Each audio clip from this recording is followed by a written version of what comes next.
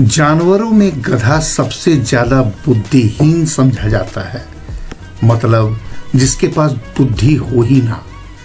हम जब किसी आदमी को पहले दर्जे का बेवकूफ कहना चाहते हैं तो उसे गधा कहते हैं। गधा सचमुच बेवकूफ है या उसके सीधेपन, उसकी निरापद सहिष्णुता ने उसे यह पदवी दे दी है, इसका निश्चय नहीं किया जा सकता। गाय सींग मारती है, ब्याई हुई गाय तो अनायास ही सींगने का रूप धारण कर लेती है। कुत्ता भी बहुत गरीब है, लेकिन कभी कभी उसे भी क्रोध आ ही जाता है, किंतु गधे को कभी क्रोध करते नहीं सुना न देखा। जितना चाहे गरीब को मारो, चाहे जैसी खराब सड़ी हुई घास सामने डाल दो, उसके चेहरे पर कभी असंतोष की छाया भी नहीं दिखाई देगी।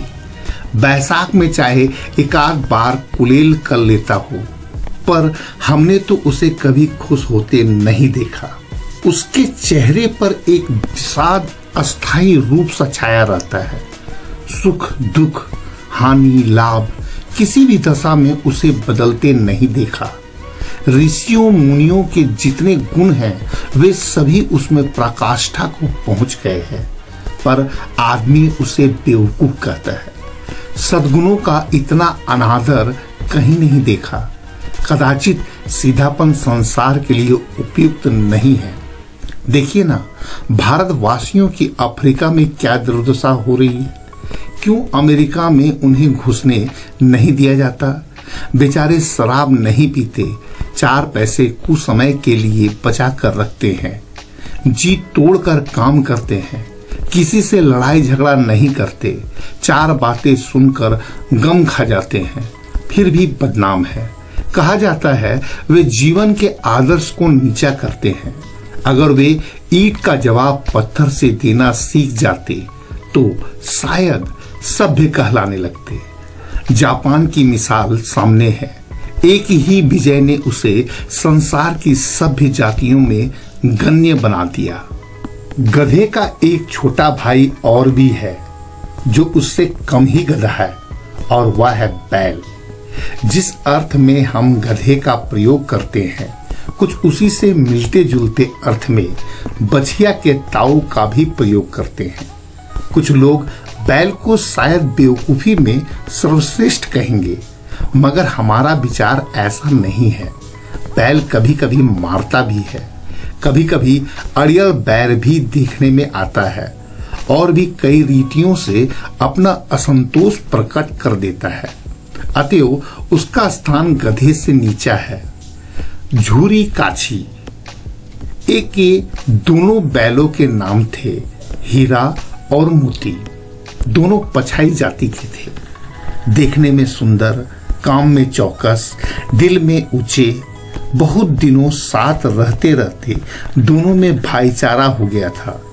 दोनों आमने सामने या आसपास बैठे हुए एक दूसरे से मुख भाषा, यानी जो जंतु कुछ ना बोल सके उसे मुख भाषा कहते हैं।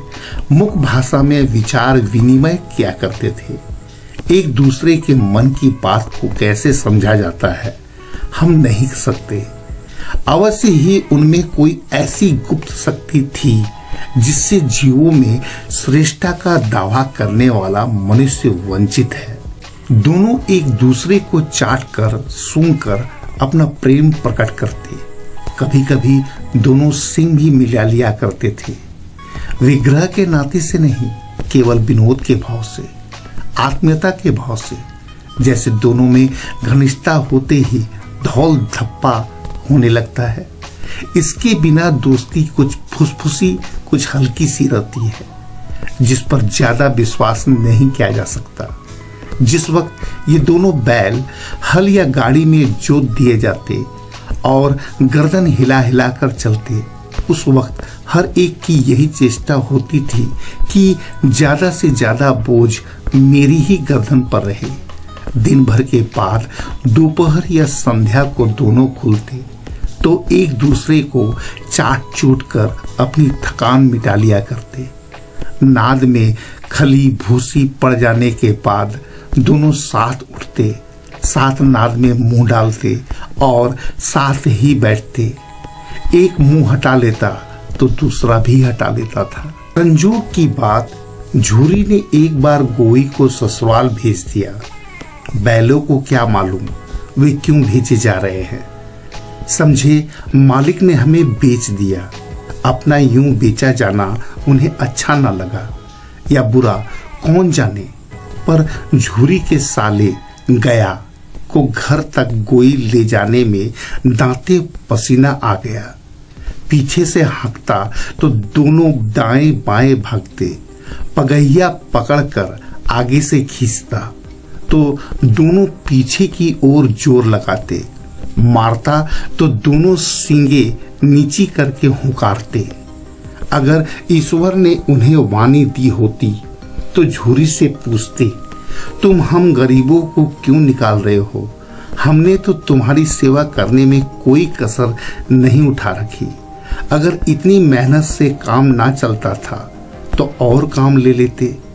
हमें तो तुम्हारी चाकरी में मर जाना कबूल था। हमने कभी दाने चारी की शिकायत तक की नहीं की। तुमने जो कुछ खिलाया वह सिर झुकाकर खा लिया। फिर तुमने हमें इस जालिम के हाथ क्यों बेच दिया? संध्या समय दोनों बैल अपने नए स्थान पर पहुंचे। दिन भर के भूखे थे, लेकिन जब नाद में लगाए गए तो एक ने भी उसमें मुंह नहीं डाला।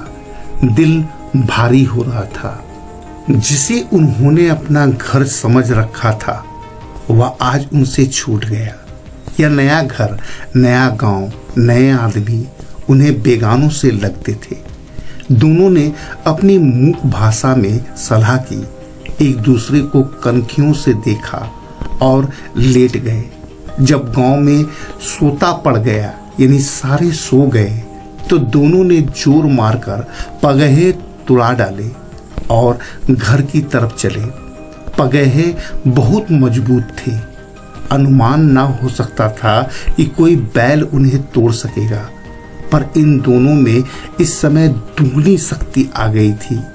एक झटके में रस्सियां टूट गई। झूरी प्रातःकाल सोकर उठा तो देखा कि दोनों बैल चरनी पर खड़े हैं। दोनों की गर्दनों में आधा आधा गराव लटक रहा था। घुटने तक पांव कीचड़ से भरे हैं और दोनों की आंखों में विद्रोह में स्नेह झलक रहा है। झूरी बैलों को देखकर स्नेह से गदगद हो गया। दौड़कर उन्हें गले लगा लिया। प्रेमालिंगन और चुम्बन का वह दृश्य बड़ा ही मनोहर था। घर और गांव के लड़के जमा हो गए और तालियां बजा बजा कर उनका स्वागत करने लगे। गांव के इतिहास में यह घटना अभूतपूर्व न होने पर भी महत्वपूर्ण थी। बाल सभा ने निश्चय किया, दोनों पशु वीरों का अभिनंदन पत्र देना चाहिए। कोई अपने घर से रोटियां लाया, कोई गुड़, कोई चोकर, कोई भूसी। एक बालक ने कहा, ऐसे बैल किसी के पास ना होंगे। दूसरे ने समर्थन किया, इतनी दूर से दोनों अकेले चले आए। तीसरा बोला, बैल नहीं है वे, उस जन्म के आदमी है। इसका प्रतिवाद करने का किसी को साहस नहीं हुआ। झूरी की स्त्री ने बैलों को द्वार पर देखा तो जल उठी। बोली, कैसे नमक हराम बैल है कि एक दिन वहां काम ना किया, भाग गड़े हुए। झूरी अपने बैलों पर यह आक्षेप न सुन सका। नमक हराम क्यों है? चारा दाना ना दिया होगा तो क्या करते? स्त्री ने रोब के साथ कहा, बस तुम ही तो बैलों को खिलाना जानते हो, और तो सभी पानी पिला पिला कर रखते हैं। झूरी ने चिढ़ाया, चारा मिलता तो क्यों भागते? स्त्री चिढ़ी, भागे इसलिए कि वे लोग तुम जैसे बुद्धों की तरह बैलों को सहलाते नहीं, खिलाते हैं तो रगड़ कर जोतते भी हैं। ये दोनों ठहरे कामचोर भाग निकले। अब देखूं कहां से खली और चोकर मिलता है। सूखे भूसे के सिवा कुछ न दूंगी, खाए चाहे मरे। हुआ मजूर की बड़ी ताकीद की गई कि बैलों को खाली सूखा भूसा दिया जाए। बैलों ने नाद में मुंह डाला तो फीका फीका, न कोई चिकनाहट न कोई रस। क्या खाए? आशा भरी आंखों से द्वार की ओर ताकने लगे। झूरी ने मजूर से कहा, थोड़ी सी खली क्यों नहीं डाल देता बे? मालकिन मुझे मार ही डालेंगी, चुरा कर डाल आ।